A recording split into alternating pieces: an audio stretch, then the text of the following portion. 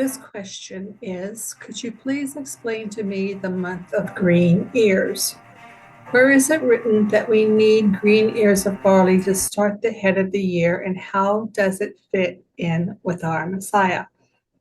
Big question, big question. But if you'll stay with me, I'm going to try not only to show you what green ears is, which is an Anglo-Saxon English term, but we'll look at what is behind the term green ears. And we'll look at if the word commands a month of whatever this is that green ears actually means.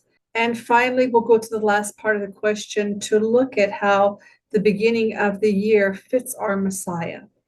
So we're going to have to do a lot of clerical research. A lot of my time when I study is absolutely digging in as many original resource documents as I can to understand what I'm looking at. First of all, we're going to look at this word aviv, and in Hebrew it is Strong's H24. According to Mr. Strong's, it is an unused root, meaning to be tender, green, that is a young ear of grain. So we can almost see a green ear. It's a young ear of grain. Hence the name Abib. King James is BB instead of VV. Abib or Nisan. Abib, ears, green ears of corn. So it looks like that you could look at Mr. Strong and understand what he's saying. But again, we're dealing with Anglo-Saxon, which is basically a dead language. Who's tried to read Shakespeare lately? That's a hard language to understand. There are terms in there that are not common to our day, and that is what Anglo-Saxon is Shakespearean English. Now, from the King James Concordance, we see that this word aviv is used 8 times in these verses, only 8 times in the scripture. So this is really not a lot to look at. I've looked at other words that are used many more times, and this will be, from that perspective, a piece of cake, while it will be a little long. Green ears. We see this phrase written in English used in 2 verses. Leviticus 2:4 and Leviticus 23:14. However, Leviticus 23:14 does not apply to H24. It applies to the word Carmel, which is a different H or Hebrew number in the concordance. So truly, in the Bible, the King James Bible, we only have this idea of first fruits, green ears of corn, used 1 time in scripture, and that is found in Leviticus 2:14. I can't believe I'm going through these slides so fast, but it took me forever to put them together. Okay, so then one verse is aviv, and one is not. And that is H24 right here. This one is the Hebrew word Carmel. It's different, although the King James writer chose to use green ears for this word Carmel. Very interesting, actually. Dropped a little thought in my head. The idea of green ears comes from this verse, but clearly this verse is using the Hebrew term aviv. And ears are used specifically for the word ear 1 time and green ears 1 time. So before we dig deeper into Hebrew, let's look at the dictionary that was written in the period of when the translators wrote the King James Bible. So in my eSword, I am able to, right here up in the top, plug in the word ears, green ears. So I plugged in the word ears. Green ears was not coming up at all, but the word ears came up. And sometimes The word ear dealt with this appendage on your head, and sometimes, like when we see it showing up in the word corn, which means grain, we can see in number 3, plants which produce corn. It's an Old English word for grain. Today in Europe, you can still buy a loaf of cornbread, and it's just going to mean a mixed loaf of grains. So the plants which produce grains or corn, when growing in the field, the stalks and ears, this is what the word corn means. It includes the stalks and ears, or the stalks, ears, and seed, after reaping and before threshing. Okay, that's what the word corn represents. I'm reading it to you because the word ears showed up. Ears is the correct usage here that we would be looking to understand. But we're not going to understand it in this verse, but I'm going to go over it with you. We say a field of corn, a sheaf or a shock of corn, a load of corn. Plants or stalks are included in the term corn until the seed is separated from the ears. Okay, we see that the seed can be separated from the ears. Let's go forward. Under the word beard, I found the word ears of corn. And it says, on or sharp prickles on the ear of corn. So an on is not an ear, and these sharp prickles that work their way under my fingernails when I inspect barley are also not an ear of corn. Okay, so what a beard is, but more technically, the parallel hairs, these guys right here, or a tuft of stiff hairs right here, terminating the leaves of the plant, a species of pubescence. By some author, the name is given to the lower lip or ringlet coral. Okay, here's what I want you to know about the beard or the parallel hairs. The name of this plant in Hebrew of barley is seor, and it shares the same root with sa'ar, which is a hairy goat. I love Hebrew. If we can connect the pictures it's making for us, we can understand why barley would be a resemblance of a hairy goat. That's the picture that I blew up so that you could see the prickles or the hairs. I found ears, okay, in the word eared, having ears, having spikes formed right there, spikes formed as corn. Finally, we're going to get to the bottom of our riddle. It's found in the word husk. Now we're going to read about the husk. The husk is the external covering of certain fruits or seeds of the plant. It is the calyx of the flower, the glume or of the corn, formed of valves embracing the seed. Right here are your ears. Right here are your ears. The valves embracing the seed.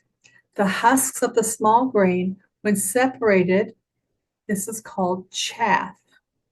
But in America, we apply the word chiefly to the covering of the ears or the seeds. There you go. Which is never denominated chaff.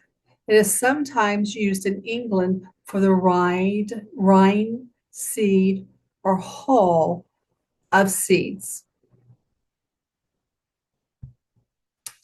So this picture that we get painted when someone talks about the month of green ears is not fruiting heads of barley in a field, standing, waiting to mature. That is not the month of green ears.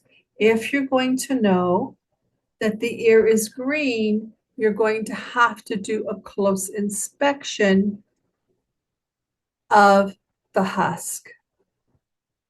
And it says here in botany on the long pointed beard which issues from the husk, and it does.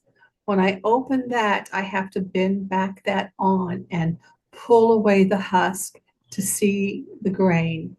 The long pointed beard which issues from the husk, or the scaly flower cup of grasses called gloomy. But all this information makes no difference because it's not Hebrew, and it's not the Hebrew word behind green ears. What we've really learned is that King James is an archaic period language. When they talked about green ears, what they were really saying in the time when their barley, the barley that they grew, had green husks. That is how they understood the Hebrew word aviv. But what is more important is that we throw the month of green husks aside and we understand what Aviv means.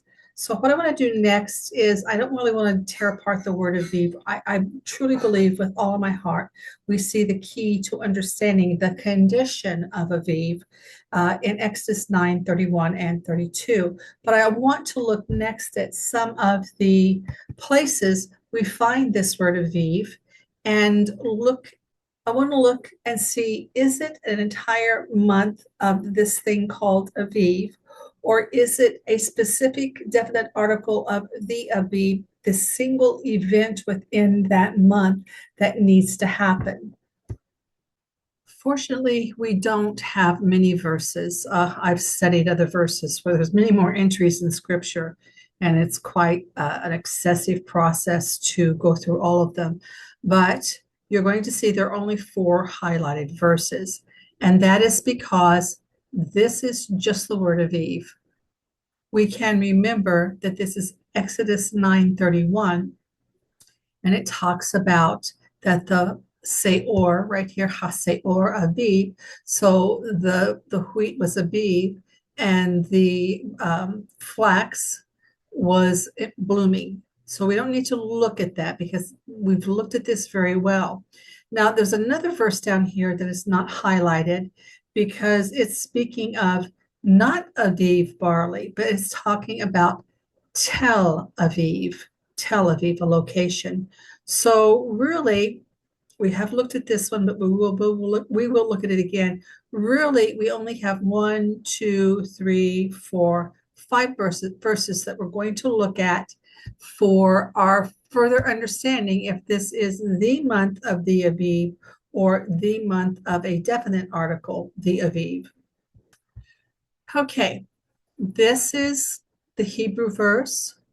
This is a translation I have put up for you because what's going to be important are these markings right here. And I'm not going to bore you with all the words. It really doesn't make any difference if you know the word.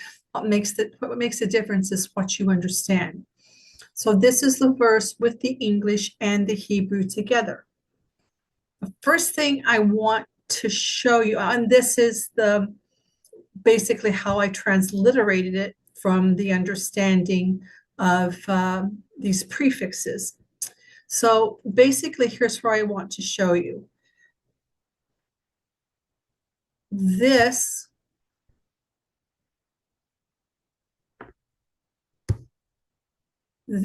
sound right here,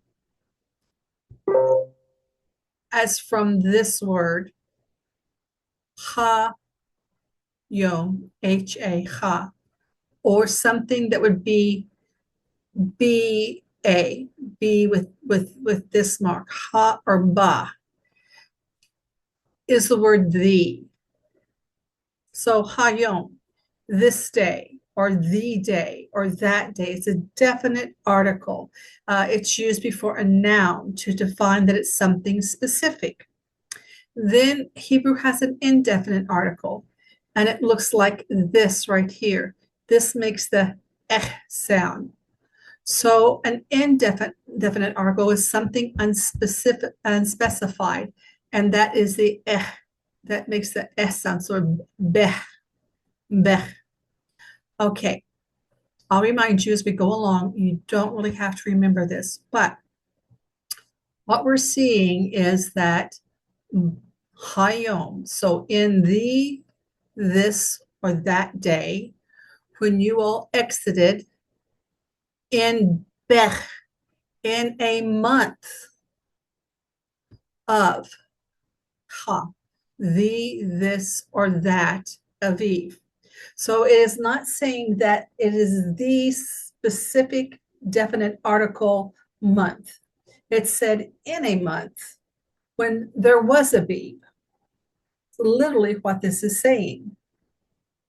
Go forward. Exodus 23:15. Here we have Lamoed Chodesh Ha'aviv. Now we're going to see this a little bit later, but this is more of a title when Chodesh doesn't have a Ha or a Beh in front of it.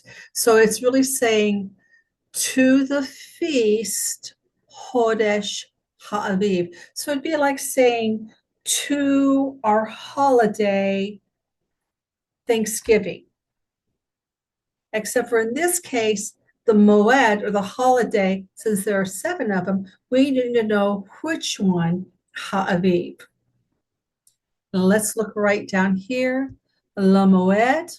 By the way, when I um, copy and paste this Hebrew English version of the Bible, it makes the Hebrew words read from left to right instead of right to left. So you're going to see me using my cursor in the wrong direction, but I don't know how to keep it from flipping. So this is what we've got to do with. To the Moed, to the Hog, Chodesh, Ha'aviv.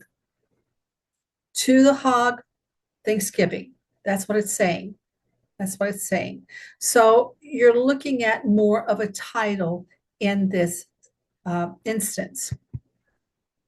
Again, we have that term, Lamoed Chodesh Ha'aviv, and it's more of a title. But then it says key right here, key, because beh, in a month, the Aviv. So there was a month with Aviv when you came out of Egypt. And I know that you're not getting, but I think this is important for you. I know that you're not getting like what we're looking for. Are we saying a full month or are we saying something that happened in that month? But it's important that you see this and you grasp yourself what's being said. And this is Deuteronomy 16:1. And again, we have Ki b'chodesh Aviv right here.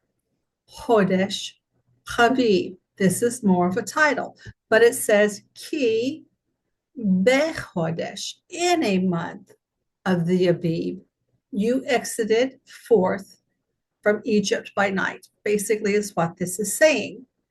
And again, we didn't really learn whether or not this is an entire month or that this is a specific item within a month. And I don't think we're going to begin to see that with clarity until we compare it to Yeshua, because it's the person of Yeshua that we should be using to understand the law by. Now I've just got to talk to you. These are my notes here that I wrote down as I was thinking about this. There are some things that are only known in Israel that aren't well written in the Bible. For example, we know where the 7 places in Israel um, are that the tabernacle stood, and from those 7 places, we understand that there was a processional path where the men would have offered their first fruits offering.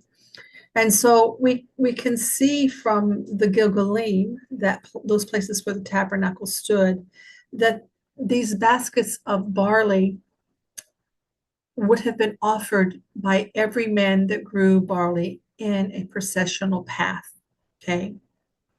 And that's really important because it's a picture of that man offering his life substance to Elohim. That was the only place you could offer anything to Elohim, was the place where he put his name or where his tabernacle sat. So we also see that Yeshua was the first fruits. The men were offering the baskets of first fruits, the essence of their life. And so now in the New Testament, we see that Yeshua is the first fruits from the dead. This is so important because sometimes when we look at that Passover and then the week of unleavened bread, we have a tendency to string it all together. But Passover is when Yeshua laid his life down. First fruits is where Yeshua took his life up. So during wave sheaf of barley, Yeshua was the first fruits from the dead. He wasn't the first dead or harvested. He was the first to be made alive again. Again, that picture of the men in the path is the picture that they have laid their lives down and they're offering Elohim everything that represents them. That's the spiritual picture. Yeshua's life had been harvested on Pesach. The Gospel of Matthew, I want to say, I'm not remembering off the top of my head exactly, but there's a gospel that talks about that when Yeshua died, the graves were open, and then Yeshua rose first, and the dead saints rose after. So when the saints that had already laid their lives down, when their lives had already been harvested, when they resurrected, when Yeshua did, he was the first. And when they who had already been harvested or laid down their lives followed him in resurrection. Are you getting the picture of the barley? Are you getting the picture of these saints who had gone on, who had offered their life to Elohim?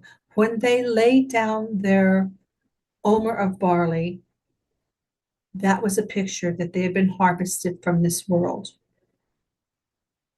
When Yeshua laid down his life on Passover, he had been harvested from this world. Wave sheaf is about resurrection. When he rose, they rose. Then, after Yeshua's resurrection, we count 50 days to Shavuot, Pentecost, Feast of Harvest, Wheat Harvest. All of those are the same Hog until we reach Exodus 2 in the infilling. Now, the really sad thing about the 50 days is there's an old rabbinical lie, an old rabbinical tradition that the 50 days are about counting an omer of barley every day. But the truth is, we're counting the 50 days to receiving the infilling. Why is most of the world still looking at barley when Yeshua and the saints are finished with their earthly bodies and they have gained their heavenly bodies, wheat? Counting the omer is a rabbinical lie, a rabbinical tradition. If the month of Aviv, or as some may have once believed, green husks, is anything that represents lives laid down, that made an acceptable offering to the Father. As a saint who came before Yeshua, the waited for promise of Yeshua's sacrifice and resurrection, knowing that they would be like him. So these are notes. As a saint who came before Yeshua, they waited for the promise of Yeshua's sacrifice and resurrection, knowing they would be like him. For my purposes, I am looking for the earliest omer of barley within a month in the current year that will be ready to be offered before Resurrection Day to redeem those who believed and waited for the promise of Messiah. On Passover, Yeshua stood between eternity and that current age, between those who had already died and those who were going to die to become the first fruits from all who ever died. So you may not be settled about if we're looking for an entire month of beet barley or green husks. But what we can both agree on is that whatever that meant, Yeshua had to be harvested before wave sheaf.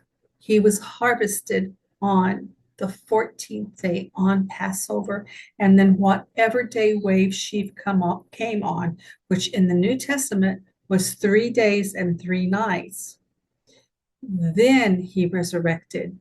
And if we can't translate what we're supposed to understand by what Yeshua's actions were, then of all people, we are the most lost. If we take what Yeshua did and if we apply it to what is written in the law, we will see that the Abib is Yeshua. It is he who was the first fruits from the dead.